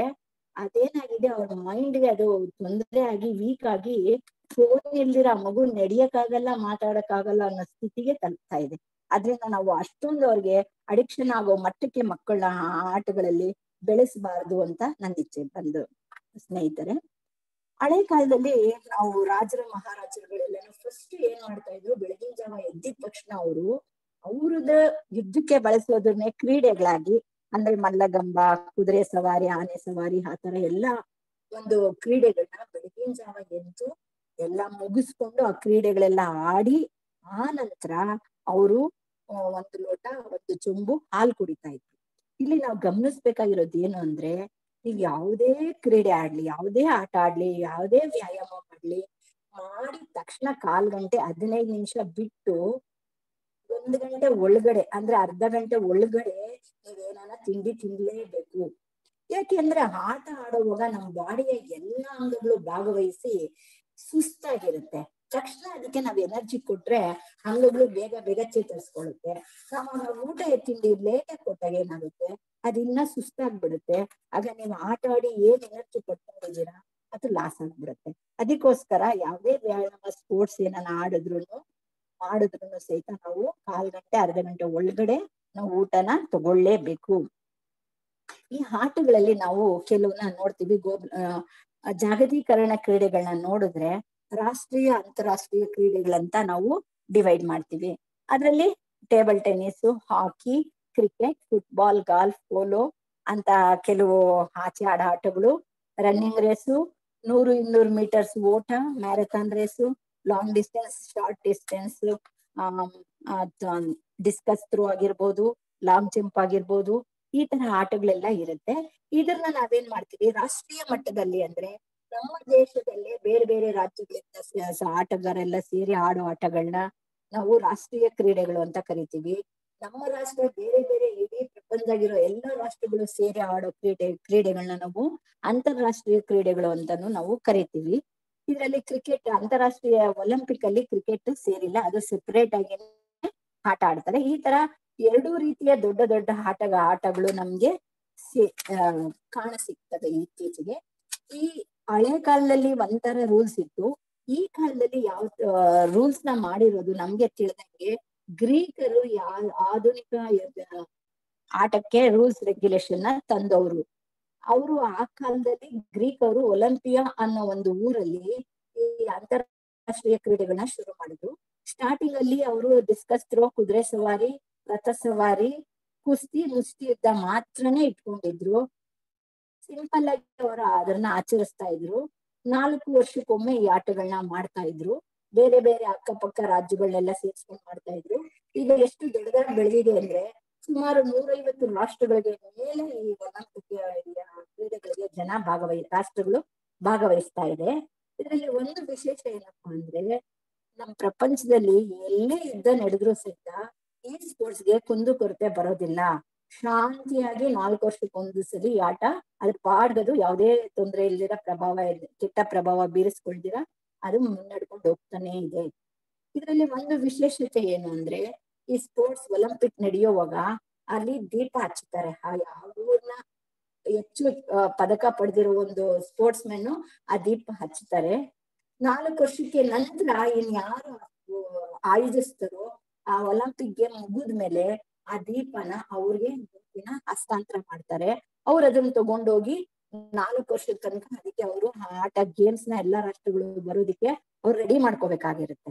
ಯಾಕೆಂದ್ರೆ ಅಷ್ಟೊಂದು ರಾಷ್ಟ್ರಗಳು ಜನ ಬರ್ತಾರೆ, ಆಟಗಳಿಗೆ ವ್ಯವಸ್ಥೆಗಳು ನಾವು ಟಿವಿಯಲ್ಲೆಲ್ಲ ನೋಡಿದೀವಲ್ಲ, ತುಂಬಾನೇ ಸಮಯ ಬೇಕಾಗುತ್ತೆ, ಖರ್ಚು ಬೇಕಾಗುತ್ತೆ. ಸೊ ಅದಕ್ಕೆಲ್ಲ ರೆಡಿ ಮಾಡ್ಕೊಳ್ಳೋದಕ್ಕೋಸ್ಕರ 4 ವರ್ಷ ಮುಂಚಿತವಾಗಿ ಇನ್ನೊಂದು ರಾಷ್ಟ್ರಕ್ಕೆ ಹಸ್ತಾಂತರ ಮಾಡ್ತಾರೆ. 4 ವರ್ಷಕ್ಕೆ ಅವ್ರು ರೆಡಿ ಮಾಡ್ಕೊಂಡು ಆ ಆಟನ ಅವ್ರ ಆ ದೇಶದಲ್ಲಿ ಆಡಿಸ್ತಾರೆ. ಎಲ್ಲರ ಕ್ರೀಡಾಭಿಮಾನಿಗಳ ಒಂದು ಕನಸು ಅಂದ್ರೆ ಒಲಿಂಪಿಕ್ ಅಲ್ಲಿ ನಾನ್ ಮೆಡಲ್ ಗೆಲ್ಬೇಕು ಅಂತ. ನಮ್ ಭಾರತನೂ ಸಹಿತ ಒಲಿಂಪಿಕ್ ಅಲ್ಲಿ ಮೆಡಲ್ ತಗೊಂಡಿದೆ. ಅದ್ರಲ್ಲಿ ನಮ್ದು ರಾಷ್ಟ್ರೀಯ ಕ್ರೀಡೆ ಹಾಕಿಯಲ್ಲೂ ನಾವು ಚಿನ್ನದ ಪದಕ ತಗೊಂಡಿದೀವಿ. PT ಉಷಾನವರು ರನ್ನಿಂಗ್ ರೇಸ್ ಅಲ್ಲಿ ಚಿನ್ನದ ಪದಕ ತಗೊಂಡಿದ್ದಾರೆ. ಇನ್ನ ಸುಮಾರು ಜನಗಳು ತಗೊಂಡು ನಮ್ಮ ದೇಶದ ಗೌರವನ ಹೆಚ್ಚಿಸಿದ್ದಾರೆ. ಇಲ್ಲಿ ನಮ್ಮ ಭಾರತದಲ್ಲಿ ಕ್ರೀಡೆಯಲ್ಲಿ ಕಡಿಮೆ ಜನ ಭಾಗವಹಿಸಿದ್ದಾರೆ. ಯಾಕೆ ಅಂದ್ರೆ ಕೆಲವು ರಾಷ್ಟ್ರಗಳು ಸ್ಪೋರ್ಟ್ಸ್ಗೆ ತುಂಬಾ ಎನ್ಕರೇಜ್ಮೆಂಟ್ ಕೊಡ್ತಾರೆ.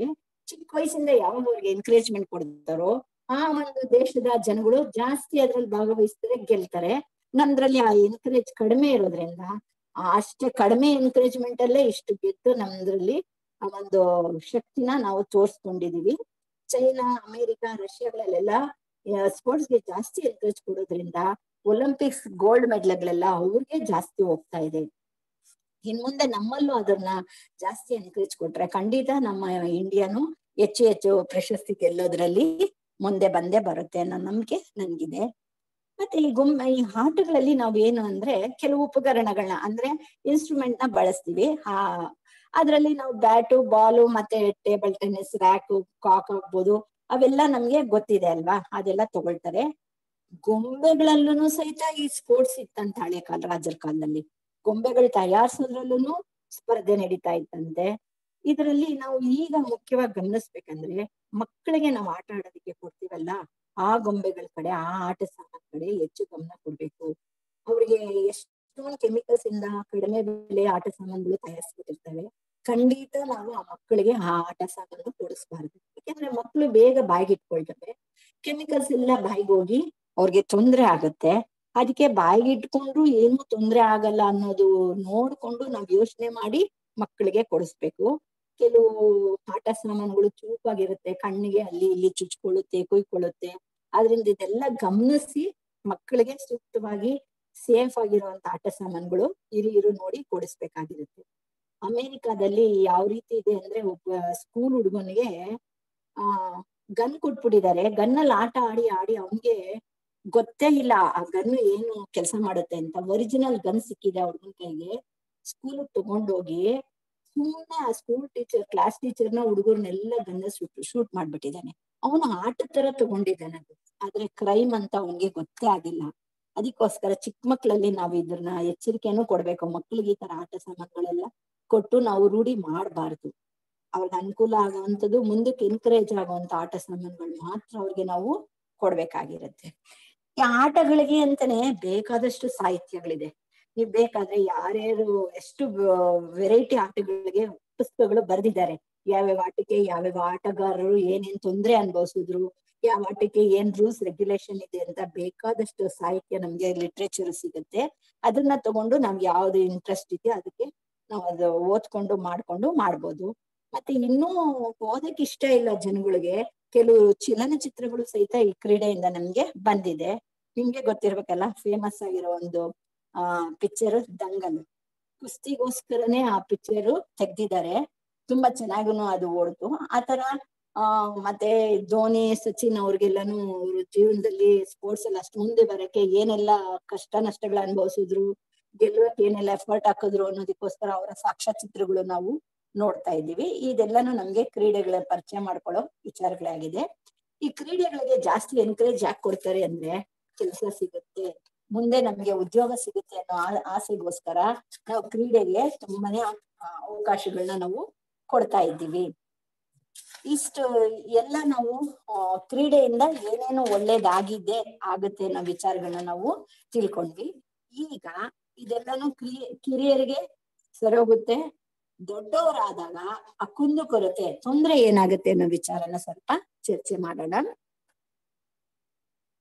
ಇದು ಸ್ವಾಮೀಜಿಯ ದೃಷ್ಟಿಯಲ್ಲೇನೆ ನಾನು ಚರ್ಚೆ ಮಾಡ್ತಾ ಇದ್ದೀನಿ. ಅವರ ಕೆಟ್ಟ ಪರಿಣಾಮಗಳೇನಂದ್ರೆ, ಸಾಮಾನ್ಯವಾಗಿ ಈ ಇತ್ತೀಚಿನ ದಿನಗಳಲ್ಲಿ ಸ್ಪೋರ್ಟ್ಸ್ ಅಲ್ಲಿ ಹೆಚ್ಚು ದುಡ್ಡು ಹರಿದಾಡ್ತಾ ಇದೆ. ಬಲಶಾಲಿ ಯುವಕರೆಲ್ಲಾನು ಸ್ಪೋರ್ಟ್ಸ್ ಅಲ್ಲಿ ಜಾಸ್ತಿ ತೊಡಗಿಸ್ಕೊಳ್ತಾ ಇದ್ದಾರೆ.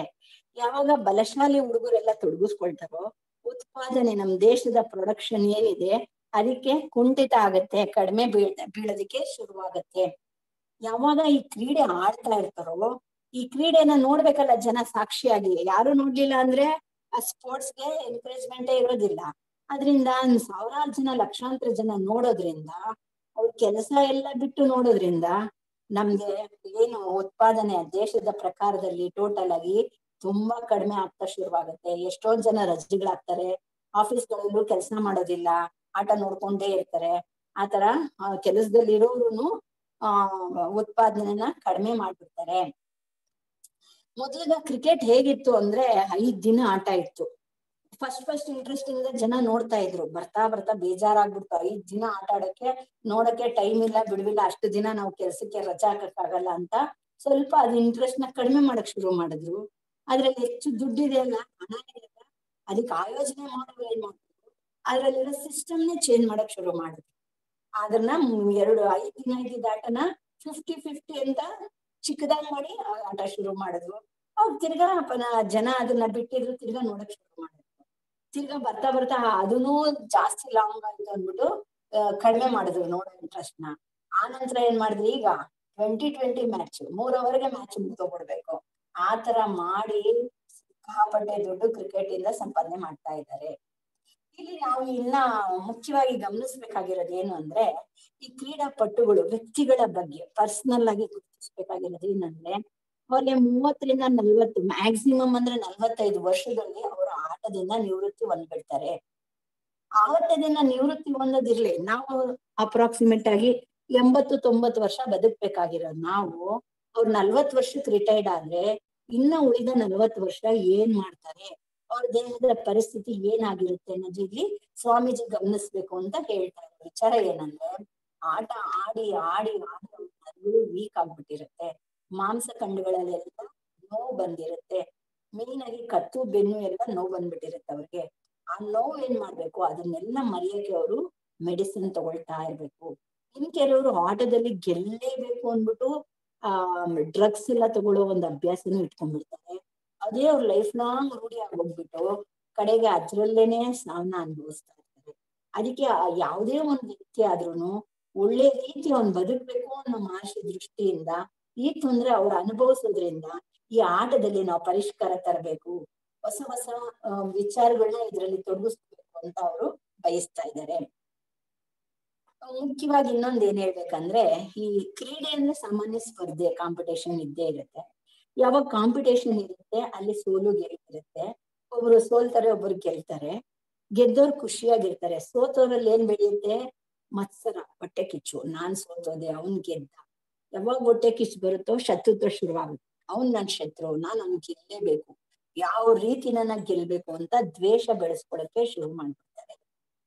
ಇದಕ್ಕೆ ಎಕ್ಸಾಂಪಲ್ ಹೇಳ್ಬೇಕಂದ್ರೆ, ಇಂಡಿಯಾ ಪಾಕಿಸ್ತಾನ ಕ್ರಿಕೆಟ್ ಏನನ್ನ ಆಡಿದ್ರೆ ಅದು ಆಟ ಅಂತ ಯಾರು ನೋಡೋದೇ ಇಲ್ಲ, ಒಂಥರ ನಮಗೂ ನಡೆಯೋ ಯುದ್ಧ ಅಂತ ಭಾವಿಸ್ತಾರೆ.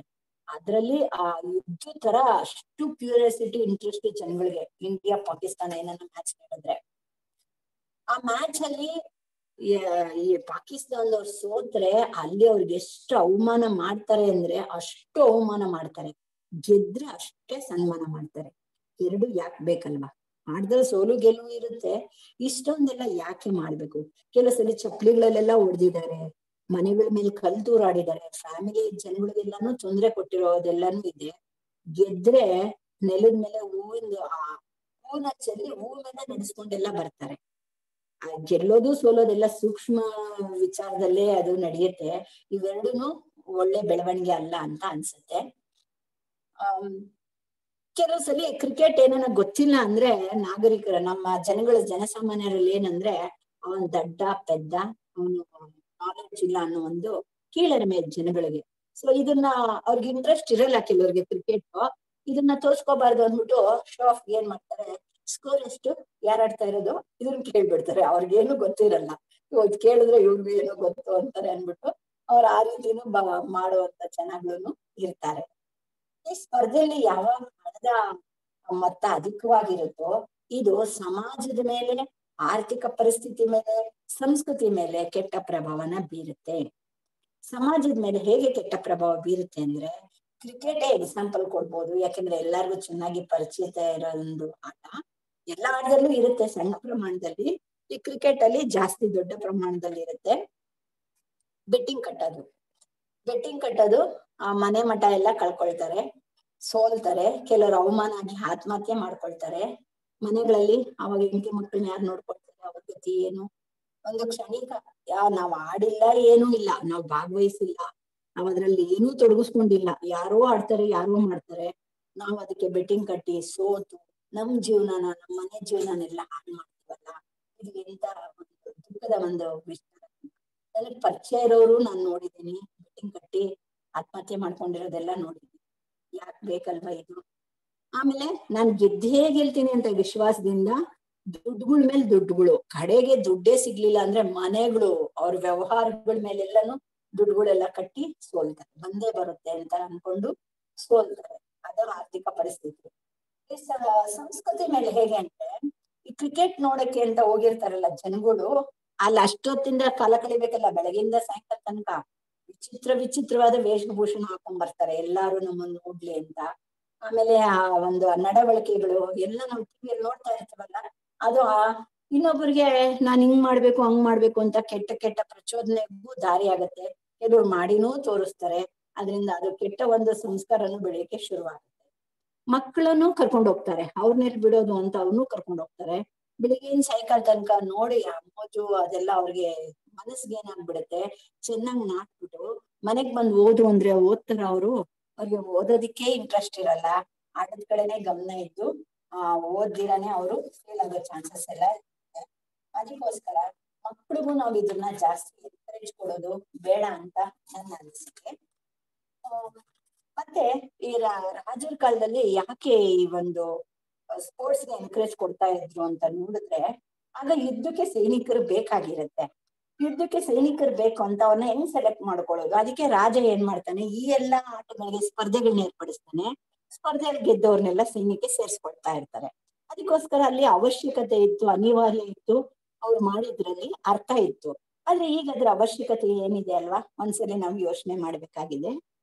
ಮತ್ತೆ ಕೆಲವರು ಸೈನಿಕ್ ಸೇರ್ಕೊಳ್ತಾರೆ, ಉಳ್ದಿರೋ ಒಂದು ಹಾಡದಲ್ಲಿ ಚೆನ್ನಾಗಿ ದೇಹ ಬೆಳೆಸ್ಕೊಂಡಿರೋ ವ್ಯಕ್ತಿಗಳು ಏನ್ ಮಾಡ್ತಾ ಇದ್ರು, ಅವ್ರು ಬೇರೆ ಕೆಲಸ ಹುಡ್ಕೊಳ್ತಾ ಇದ್ರು.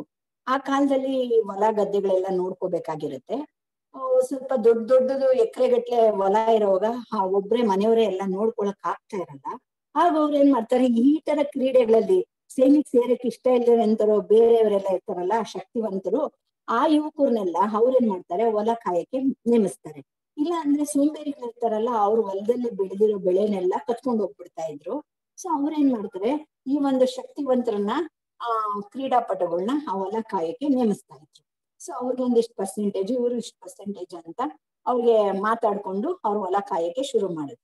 ಆ ಹೊಲ ಕಾಯ್ತಾ ಕಾಯ್ತಾ ಏನ್ ಮಾಡ್ದ, ಆ ವ್ಯಕ್ತಿಗೆ ಏನ್ ಮನಸ್ ಬಂತು, ಇದೊಂದೇ ಹೊಲ ಕಾಯ್ಕೊಂಡಿದ್ರೆ ನಂಗೆ ಸಂಪಾದನೆ ಸಾಲಲ್ಲ ಅಂದ್ಬಿಟ್ಟು ಅವನೇನ್ ಮಾಡ್ದ, ಅಕ್ಕಪಕ್ಕ ಎಲ್ಲ ಹೊಲಗಳು ನಾನೇ ನೋಡ್ಕೊಳ್ತೀನಿ ಅಂತ ಶುರು ಮಾಡ್ದ. ಇಷ್ಟೊಂದು ಹೊಲ ಜಾಗನ ನೋಡ್ಕೋಬೇಕಾದಾಗ ಅವನಿಗೊಬ್ಬನ ಕೈಯಲ್ಲೇ ನೋಡ್ಕೊಳಕ್ ಆಗ್ತಾ ಇರ್ಲಿಲ್ಲ. ಅವಾಗ ಅವನ್ ಇನ್ನಷ್ಟು ಜನನ ಅವನ ಕೈ ಕೆಳಗಡೆ ಕೆಲಸದಾಗಿ ಮಡಿಕೊಂಡಿರ್ತಾ ಇದ್ದ. ಯಾರನ್ನ ಬಂದ್ರೆ ಇವ್ರಿಷ್ಟು ಜನ ಸೇರಿ ಅವ್ರ ಮೇಲೆ ದಾಳಿ ಮಾಡಿ ಅವ್ರನ್ನ ಸೋಲ್ಸಿ ಅದನ್ನ ರಕ್ಷಣೆ ಮಾಡ್ತಾ ಇದ್ರು. ಬರ್ತಾ ಬರ್ತಾ ಬರ್ತಾ ಏನಾಯ್ತು, ಅವನೇ ಪಾಳೆಗಾರ ಆದ, ಅವನ್ಗೆ ಕಿರೀಟ ಕೊಟ್ರು, ಅವನ್ಗೆ ರಾಜದಂಡ ಕೊಟ್ರು, ಕಡೆಗೆ ಅವನೇ ರಾಜ ಆದ.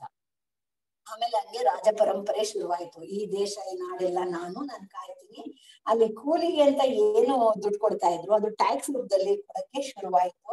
ಹಾಗೆ ರಾಜನ ಒಂದು ಬೆಳೆದ. ಆಗಿನ ಕಾಲಕ್ಕೆ ಅದು ಸರಿಯಾಗಿತ್ತು. ಈಗಿನ ಕಾಲಕ್ಕೆ ಇದು ಸರಿಯಾಗಿದ್ಯಾ, ಈಗ ನಾವು ಚಿಂತನೆ ಮಾಡ್ಬೇಕು.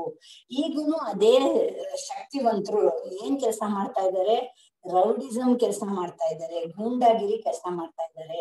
ಶ್ರೀಮಂತರು ಇಂಥವ್ರು ಮಡಿಕೊಂಡು ಯಾರನ್ನ ಏನನ್ನ ಸಹಾಯ ಕೇಳಿದ್ರೆ ಇವ್ರನ್ನ ಕಳಿಸಿ ಹೊಡೆದು ಬಡ್ದು ಮಾಡಿ, ಬೇಕಾದ ಕೆಲವು ಸಲ ಕೊಲೆನು ಮಾಡಿ ಇವರು ಅವ್ರಿಗೆ ಏನ್ ಒಪ್ಕೊಂಡಿರ್ತಾರೆ ಆ ವಿಚಾರಗಳಿಗೆ ಕೆಲಸ ಮಾಡ್ಕೊಡ್ತಾರೆ. ಇದು ಸರಿನಾ? ಕೋರ್ಟ್ಗೆ ಹೋದ್ರೆ ಯಾವುದೇ ಒಂದ್ ಗಲಾಟೆ, ಒಂದು ಅಣ್ಣ ತಮ್ಮಂದಿರ ಜಗಳ ಆಗಿರ್ಬೋದು, ದುಡ್ಡಿನ ವ್ಯವಹಾರ ಆಗಿರ್ಬೋದು, ಕೋರ್ಟ್ಗೆ ಹೋದ್ರೆ ಬಹಳ ನಿಧಾನ ಆಗೋದ್ರಿಂದ ಕೆಲವರು ಇವರು ರೋಡಿಗಳು ಹೋಗಿ ದೂರ್ ಕೊಡ್ತಾರೆ. ಇವ್ರು ಏನ್ ಮಾಡ್ತಾರೆ, ಅಲ್ಲಿ ಗೂಂಡಾಗಿರಿ ಮಾಡ್ಬಿಟ್ಟು ಅವ್ರಿಗೆ ಫೈಸಲ್ ಮಾಡ್ಕೊಡ್ತಾರೆ. ಈ ತರ ಈ ಶಕ್ತಿನ ಕೆಟ್ಟದಾಗಿ ದುರುಪಯೋಗ ಪಡಿಸ್ಕೊಳ್ತಾ ಇದ್ದಾರೆ. ಆದ್ರಿಂದ ನಾವು ಈಗಲೂ ಚಿಂತನೆ ಮಾಡ್ಬೇಕು, ಇವ್ರನ್ನ ಯಾವ ರೀತಿ ನಾವು ಬೇರೆ ದಾರಿಗೆ ತರಬೇಕು ಅನ್ನೋ ಚಿಂತನೆ ನಾವು ಮಾಡೋದಕ್ಕೆ ಇಲ್ಲಿ ತುಂಬಾ ಇಂಪಾರ್ಟೆಂಟ್ ವಿಚಾರನೆ ಆಗಿರುತ್ತೆ. ಇಲ್ಲಿ ಸ್ವಾಮೀಜಿ ಉದ್ದೇಶ ಏನಂದ್ರೆ, ಪ್ರತಿಯೊಬ್ರುನು ನಾವೇನಿಗೆ ಹುಟ್ಟಿದೀವಿ ಅನ್ನೋ ಉದ್ದೇಶ ತಿಳ್ಕೊಬೇಕು. ಮುಕ್ತಿ ಅಂದ್ರೇನು, ದೇವ್ರು ಅಂದ್ರೇನು ಅಂತ ತಿಳ್ಕೊಂಡು ಈ ಜೀವನ ಸಾರ್ಥಕಗೊಳಿಸೋ ರೀತಿಯಲ್ಲಿ ಬದುಕ್ಬೇಕು. ಆಟಗಾರರು ಆಟ ಆಡೋ ತನಕ ಆಟ ಆಡಿ ಉಳಿದಿದ್ದ ಜೀವನನ ಹೇಗೆ ಸ್ಪೆಂಡ್ ಮಾಡ್ತಾರೆ, ಹೇಗ್ ಕಳೀತಾರೆ, ಅದಕ್ಕೆ ಅವ್ರದ್ದು ಒಂದು ಜೀವನ, ಅವ್ರಿಗೂ ಒಂದು ಪ್ರಾಮುಖ್ಯತೆ ಇದೆಯಲ್ಲ. ಅದಕ್ಕೆ ಅವರು ಈ ಆಟಗಳನ್ನೆಲ್ಲನು ಲೀಜರ್ ಟೈಮ್ ಅಲ್ಲಿ ಆಡ್ಬೇಕು, ವಿಶ್ರಾಂತಿ ಸಮಯದಲ್ಲಿ ಆಡ್ಬೇಕು. ಹೊಸ ಹೊಸ ಎಲ್ಲಾ ಕ್ಷೇತ್ರದಲ್ಲೂ ಬದಲಾವಣೆ ತಂದಿರೋ ನಾವು ಈ ಕ್ರೀಡೆಗಳಲ್ಲೂ ಬದಲಾವಣೆ ತರಬೇಕು.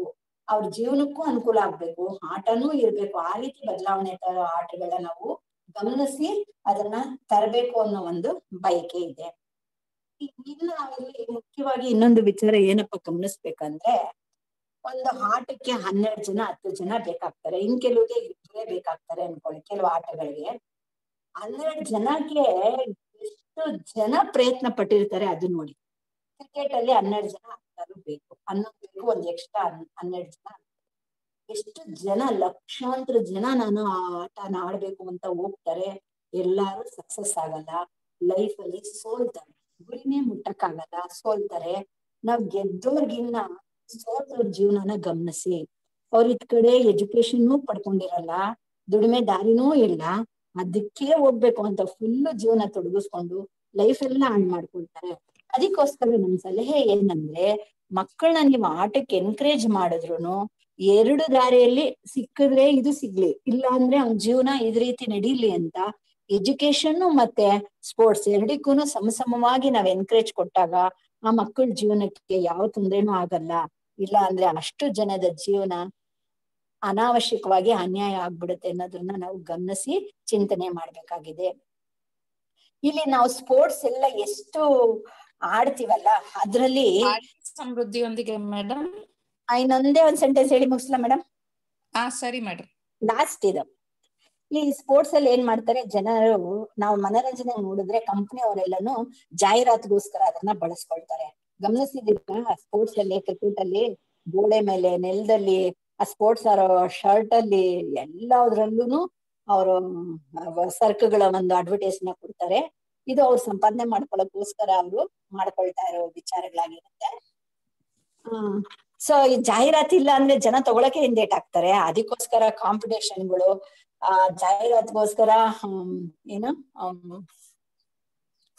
ಕೂಗ್ತಾರಲ್ಲ,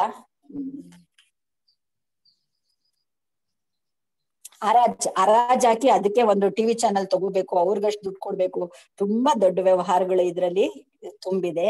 ಮಕ್ಕಳನ್ನ ಎನ್ಕರೇಜ್ ಮಾಡಕ್ಕೆ ಫೋನ್ಗಳ ಮೂಲಕನೂ ಈ ಕ್ರಿಕೆಟ್ ನ ನೀವು ಆಡಿ ಅಂತ ಎನ್ಕರೇಜ್ ಮಾಡ್ತಾರೆ. ಇದೆಲ್ಲ ತಪ್ಪು ಅಂತ ಸ್ವಾಮೀಜಿ ಅಭಿಪ್ರಾಯ. ಸೊ ಅದಕ್ಕೋಸ್ಕರ ಇಷ್ಟೆಲ್ಲ ಒಳ್ಳೇದು ಕೆಟ್ಟದ್ದು ಇರೋದ್ರಿಂದ ಈ ಕ್ರೀಡೆನೂ ನಾವು ಪರಿಷ್ಕರಿಸ್ಬೇಕು, ಒಳ್ಳೆ ರೀತಿಯಲ್ಲಿ ರಿಫಾರ್ಮೇಶನ್ ತರಬೇಕು ಅಂತ ಬಯಸ್ತಾ ನಾನು ಈ ಒಂದು ಕೆಲವು ಮಾತುಗಳನ್ನ ಮುಗಿಸ್ತೀನಿ.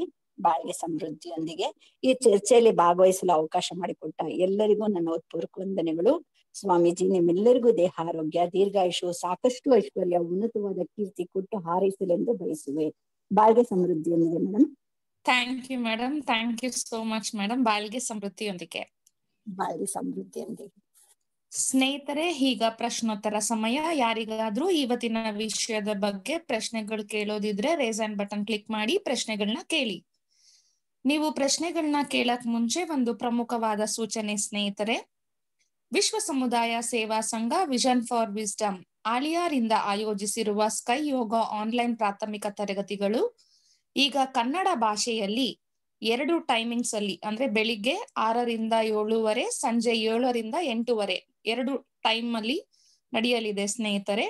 ಕೊರೋನಾ ಎಂಬ ಸಾಂಕ್ರಾಮಿಕ ಕಾಲದಲ್ಲಿ ಮಾನಸಿಕವಾಗಿ ಬಹಳ ನೊಂದಿರುವವರಿಗೆ, ಆರೋಗ್ಯ ಸಮಸ್ಯೆಗಳಿರುವವರಿಗೆ ಮತ್ತು ಧ್ಯಾನ ಕೇಂದ್ರಕ್ಕೆ ಬರಲು ಸಾಧ್ಯವಾಗದಿರುವವರಿಗೆ ತಮ್ಮ ಮನೋಶಕ್ತಿಯನ್ನು ಹಾಗೂ ರೋಗ ನಿರೋಧಕ ಶಕ್ತಿಯನ್ನು ಹೆಚ್ಚಿಸಿಕೊಳ್ಳಲು ಈ ಸ್ಕೈ ಯೋಗದ ಫೌಂಡೇಶನ್ ಕೋರ್ಸ್ ಆನ್ಲೈನ್ ನಲ್ಲಿ ನಿಮ್ಮ ಮನೆಯಿಂದಲೇ ಕಲಿಯಲು ಒಂದು ಅತ್ಯುತ್ತಮ ಅವಕಾಶ ಸ್ನೇಹಿತರೆ.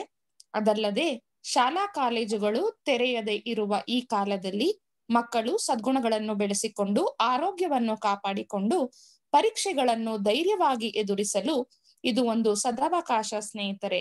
ವಿಷನ್ ಫಾರ್ ವಿಸ್ಡಮ್ ರವರು ವಿದ್ಯಾರ್ಥಿಗಳಿಗಾಗಿ ಈ ಆನ್ಲೈನ್ ಫೌಂಡೇಶನ್ ಕೋರ್ಸ್ ಅನ್ನು ಕಡಿಮೆ ದರದಲ್ಲಿ ನಡೆಸುತ್ತಿದ್ದಾರೆ. ಇದಲ್ಲದೆ ಸ್ನೇಹಿತರೆ, ಆರೋಗ್ಯವಾಗಿರುವವರು ಕೂಡ ರೋಗಮುಕ್ತ ಜೀವನವನ್ನು ಪಡೆಯಲು ಈ ಅಭ್ಯಾಸಗಳು ಉಪಯುಕ್ತವಾಗಿರುತ್ತದೆ.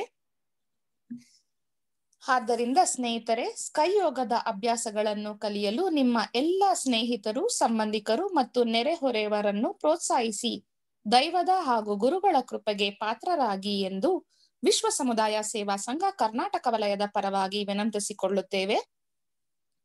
ಈ ಸ್ಕೈ ಯೋಗ ಆನ್ಲೈನ್ ಕೋರ್ಸ್ಗಳನ್ನು ಕಲಿಯಲು ಆಸಕ್ತಿ ಉಳ್ಳವರು www.kundaliniyoga.edu.in ಎಂಬ ವೆಬ್ಸೈಟ್ಗೆ ಭೇಟಿ ನೀಡಿ ತಮ್ಮ ಹೆಸರನ್ನು ನೋಂದಾಯಿಸಿಕೊಳ್ಳಬೇಕಾಗಿ ವಿನಂತಿಸಿಕೊಳ್ಳುತ್ತೇವೆ.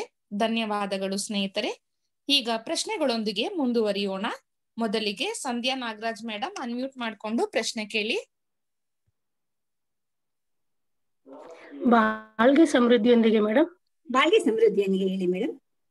ಅದು ಒಂದು ತಾಳಿಯ ಒಂದು ರೂಪ, ತಾಳಿಯ ಒಂದು ಸಂಪ್ರದಾಯ ಬಂದಿದೆ ಅಂತ ಗೊತ್ತಿರ್ಲಿಲ್ಲ ಮೇಡಮ್. ಖಂಡಿತ ತಿಳ್ಕೊಂಡು ತುಂಬಾ ಸಂತೋಷ ಆಯ್ತು. ಹೇಗೆ ಇದು ಬಂತು ಸಂಪ್ರದಾಯ ಅನ್ನೋದನ್ನ ತಿಳ್ಕೊಂಡು ಖುಷಿ ಆಯ್ತು ಮೇಡಮ್. ತುಂಬಾ ಚೆನ್ನಾಗಿತ್ತು ಎಲ್ಲ. Thank you madam. ನಮಗೂ ತಿಳಿದ್ಮೇಲೆ ನಮಗೂ ಆಶ್ಚರ್ಯ ಆಯ್ತು ಫಸ್ಟೇನೆ. ಬಾಳ್ಗೆ ಸಮೃದ್ಧಿಯೊಂದಿಗೆ ಮೇಡಮ್. ಬಾಳ್ಗೆ ಸಮೃದ್ಧಿ. Thank you madam. ಬಾಳ್ಗೆ ಸಮೃದ್ಧಿಯೊಂದಿಗೆ. ಮೇಡಮ್ ಇನ್ಯಾರು ಹ್ಯಾಂಡ್ಸ್ ರೇಸ್ ಮಾಡಿಲ್ಲ, ಮುಗಿಸ್ಕೊಳ್ಳೋಣ ಮೇಡಮ್. ಆಯ್ತು ಮೇಡಮ್, ಆಯ್ತು. Thank you madam, thank you so much. Thank you. ಬಾಳ್ಗೆ ಸಮೃದ್ಧಿಯೊಂದಿಗೆ ಮೇಡಮ್. ಸ್ನೇಹಿತರೆ, ಈ ದಿನದ ಚಿಂತನೆಯನ್ನು ನಡೆಸಿಕೊಟ್ಟ ಸ್ಕೈ ಪ್ರಾಧ್ಯಾಪಕರಿಗೆ ಧನ್ಯವಾದ ಹೇಳುವ ಸಮಯ. ಎಲ್ಲರೂ ಮನಸ್ಸನ್ನು ತುರಿಯಂನಲ್ಲಿ ಕೇಂದ್ರೀಕರಿಸಿ ಅವರನ್ನು ಹಾರೈಸೋಣ.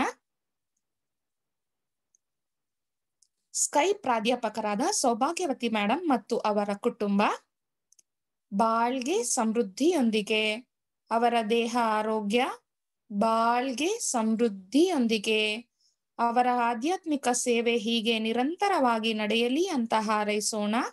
ಬಾಳ್ಗೆ ಸಮೃದ್ಧಿಯೊಂದಿಗೆ. ಸ್ನೇಹಿತರೆ, ನಾಡಿನ ಆತ್ಮಸಂಗಮ ಕಾರ್ಯಕ್ರಮಗಳ ವಿವರಗಳು ಹೀಗಿವೆ.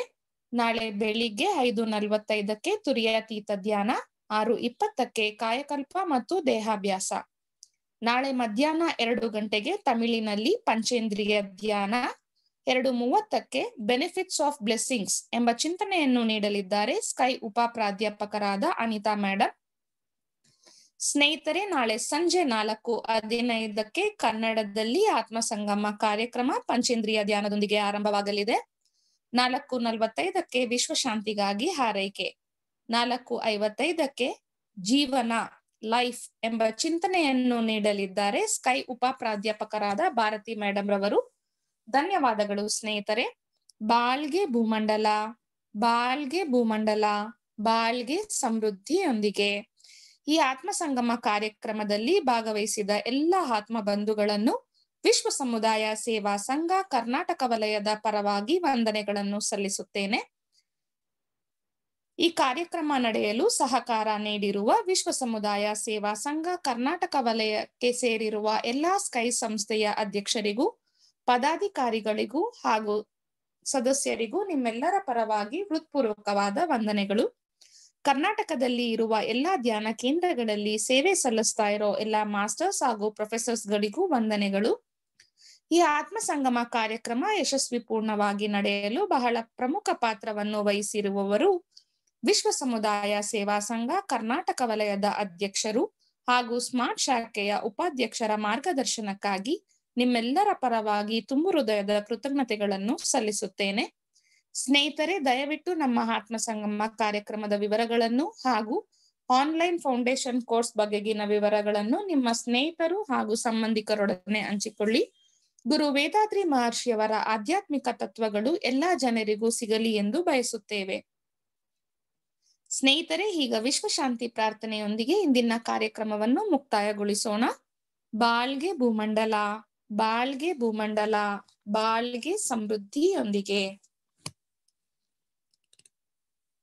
ವಿಶ್ವಕ್ಕೆಲ್ಲ ಸಕಾಲಿಕ ಮಳೆ ಸಾಕಷ್ಟು ಸುರಿಯಲಿ, ರೈತರೆಲ್ಲ ಧಾನ್ಯವನ್ನು ಹುಮ್ಮಸ್ಸಿನಿಂದ ಬೆಳೆಯಲಿ, ಹಲವುದ್ಯೋಗಗಳ ಮಾಡುತ್ತಿರುವ ಕಾರ್ಮಿಕರು ಉನ್ನತಿಯಾಗಲಿ, ವಿವಿಧತೆಯಲ್ಲಿ ಏಕತೆ ಕಾಣುವ ಸಂಸ್ಕೃತಿಯನ್ನು ಉತ್ತಮವಾಗಿಸಲಿ, ಕಲಹಗಳು ಪೈಪೋಟಿ ಹಗೆತನ ಮೀರಿದ ಆಡಳಿತ ನಡೆಯಲಿ, ಅನಕ್ಷರತೆ ಸಾಲ ಬಡತನ ಕಳಂಕಗಳು ಮರೆಯಾಗಲಿ, ಸುಖ ಬಾಳನ್ನು ನೀಡುವ ಸತ್ಯ ಜ್ಞಾನ ಜ್ಯೋತಿ ಬೀರಲಿ, ನಮ್ಮ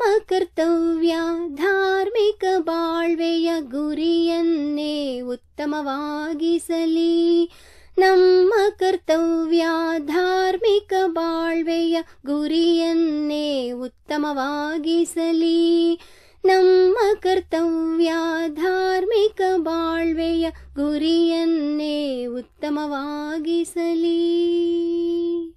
ಬಾಳ್ಗೆ ಭೂಮಂಡಲ, ಬಾಳ್ಗೆ ಭೂಮಂಡಲ, ಬಾಳ್ಗೆ ಸಮೃದ್ಧಿಯೊಂದಿಗೆ.